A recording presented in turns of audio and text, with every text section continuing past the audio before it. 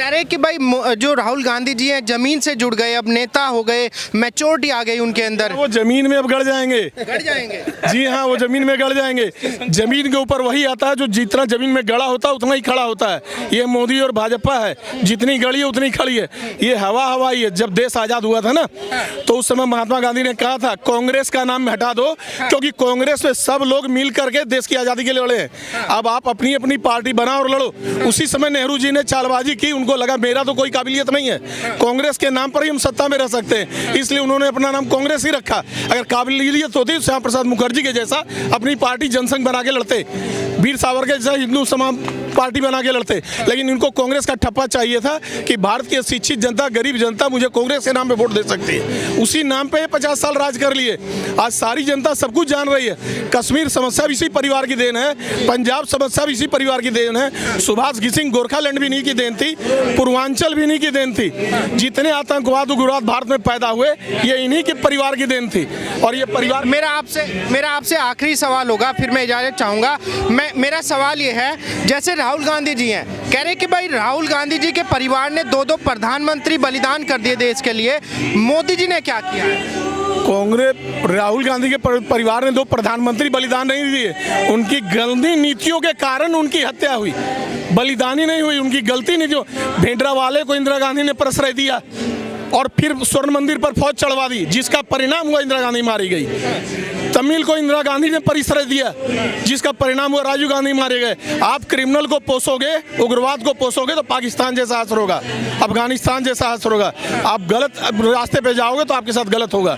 आपने देश के लिए कुर्बानियां नहीं दी, अपने स्वार्थ के लिए आपकी हत्याएं हुई, आपने गलत परिक्रमा चलाई, गलत परिणय किया, गलत परिणाम भी आपको मिला।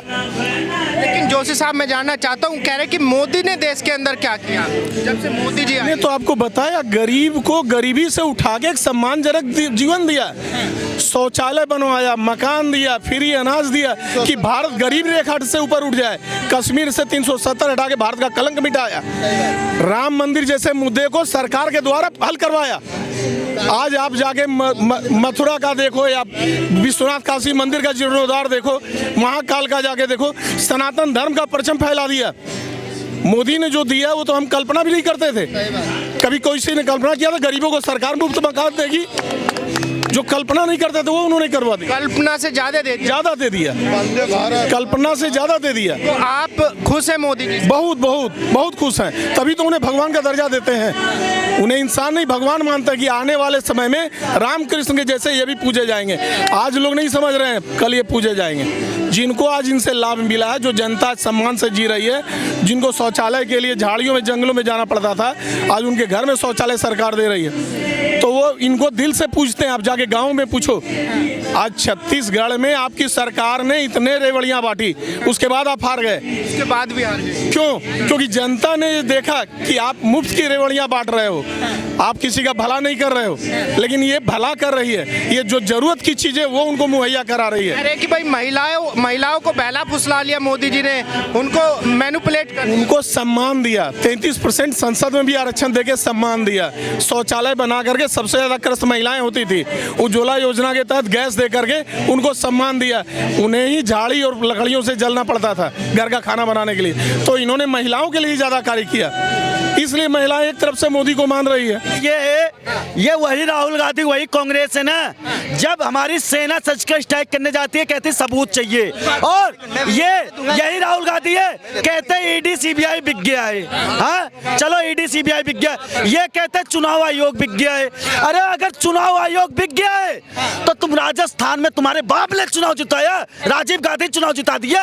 अरे यार, जब चुनाव आयोग बिक गया तो चुनाव कैसे जीत रहे हो? हाँ, सुप्रीम कोर्ट बिक गया तो तुम्हें सजा कैसे मिलती है, तो फिर बेल कैसे मिल जाती है? मतलब ये करे तो चमत्कार और मोदी जी करे तो बलात्कार, ये इनका कहना है। और यही कांग्रेसियों का ना, यही ना करते करते आज इन्होंने राजस्थान छत्तीसगढ़ को डुबा दिया। तो इनका ये कहने का मतलब है कि भाई ये कांग्रेसी है, इन्होंने भारत का करके बंटवारा, अब ये भारत जोड़ेंगे। जिन्ना जीता, नेहरू हारा, अब ये भारत जोड़ेंगे। पूरे भारत में सिर्फ 2 लाख मेगावाट बिजली पैदा होती थी, आज यही 4 लाख मेगावाट बिजली पैदा होती है। 18,000 गाँव में कांग्रेस ने बिजली नहीं पहुंचाया था, मोदी ने पहुंचाया। 45 करोड़ लोगों को मुफ्त में अकाउंट खुलवाया। और सुनो, रोज पहले कांग्रेस 13 किलोमीटर सड़कें बनाती थी, आज 37 किलोमीटर सड़कें बन रही है। भैया जो बोल रहे ना, देश में राहुल गांधी ने 4000 किलोमीटर पैदल चले हैं। किसी कोई ऐसा भाजपा का कोई नेता है जो 2 किलोमीटर भी पैदल चलो? एक और सुनो, भारत का करके बंटवारा, अब ये भारत जोड़ेंगे। जिन्ना जीता नेहरू हारा, अब ये भारत जोड़ेंगे। धारा 370 लाकर आग लगाई घाटी में, मोमिन ने पंडित को मारा, अब ये भारत जोड़ेंगे। हिंदी चीनी भाई भाई के नारे खूब लगाए थे, गंवा दिया फिर तिब्बत सारा, अब ये भारत जोड़ेंगे। सरदारों का खून बहाया कांग्रेस के इन गुंडों ने, घायल है मेरा गुरुद्वारा, अब ये भारत जोड़ेंगे। मंदिर टूटी, बनी मस्जिद, तब तुम खामोश थे, कहा था तब ये भाईचारा, अब ये भारत जोड़ेंगे। मंदिर बनाने से विकास थोड़ी होगा। किसने कहा मंदिर बनाने से विकास नहीं होगा? सुनिए, एक मिनट रुकिए, सुनिए। किसने कहा मंदिर बनाने से विकास नहीं होगा? पूरे भारतवर्ष में सबसे ज्यादा मंदिर कहाँ पर है, आप बताइए। एक मिनट। सबसे ज्यादा मंदिर साउथ में, सबसे ज्यादा मंदिर साउथ में, और देश की जीडीपी में सबसे ज्यादा अगर योगदान कहीं से होता है तो साउथ से होता है, मंदिरों के टैक्स से। मंदिरों के टैक्स से ये मस्जिदें चल रही हैं और बड़े बड़े सब कुछ चल रहे हैं। कहाँ से आता पैसा? मंदिर टैक्स देते हैं। अयोध्या के अंदर जब भव्य राम मंदिर बनेगा, बन करके खड़ा होगा, तो वहाँ पूजा पाठ बेचने, सामान के पूजा की सामग्री बेचने वाले होंगे कि नहीं होंगे? आप बताइए मुझे, कि नहीं होंगे? वहाँ लोग जाएंगे, जब वहाँ पर लोग जाएंगे, ट्रेन से जाएंगे, किसी न किसी साधन से जाएंगे कि नहीं जाएंगे? उसके बाद वहाँ रूम लेंगे कि नहीं लेंगे? रुकेंगे कि नहीं रुकेंगे? इन सब में पैसा लगेगा कि नहीं लगेगा? जब मंदिर में जाएंगे, कुछ दान पात्र में चढ़ाएंगे नहीं चढ़ाएंगे? वहाँ पर आम लोगों में कुछ ना कुछ बांटेंगे कि नहीं बांटेंगे? मूर्तियाँ बनेगी कि नहीं बनेंगी? उनमें जो लोग मूर्ति बनाएंगे, मूर्तिकार को पैसा मिलेगा कि नहीं मिलेगा? माता की चुन्नी चढ़ेगी, राम जी का तिलक चढ़ेगा, पैसा लगेगा कि नहीं लगेगा? किसने कहा अर्थव्यवस्था नहीं चलेगी? किसने कहा अर्थव्यवस्था नहीं चलेगी? सुनिए, मैं बता देना चाहता हूँ दूसरी चीज मैं बता रहा हूँ, दूसरी चीज सुन लीजिए ध्यान से। ये देश राम के नाम से जाना जाता है, ये देश श्री कृष्ण के नाम से जाना जाता है, और हमेशा उसी के नाम से जाना जाएगा।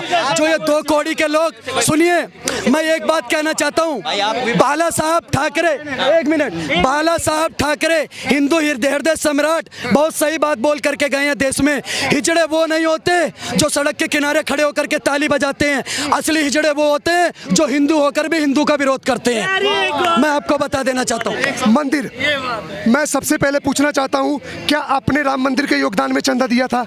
दिया ना। तो आपको फिर तो इंटरेस्ट है, तो अब घूम जाइए, इनसे सवाल ही नहीं मेरा। इस देश में राम मंदिर का वो सवाल पूछ रहे हैं जो 10 रुपए चंदा नहीं दिए हैं। रुको, इसको भागेगा अभी, रुको, मेरे से डिबेट छोड़ दो, वो डिबेट करेगा, आंसर दे दूं आपके मीडिया को। अच्छे भागे हैं, ये कोई नया नहीं है।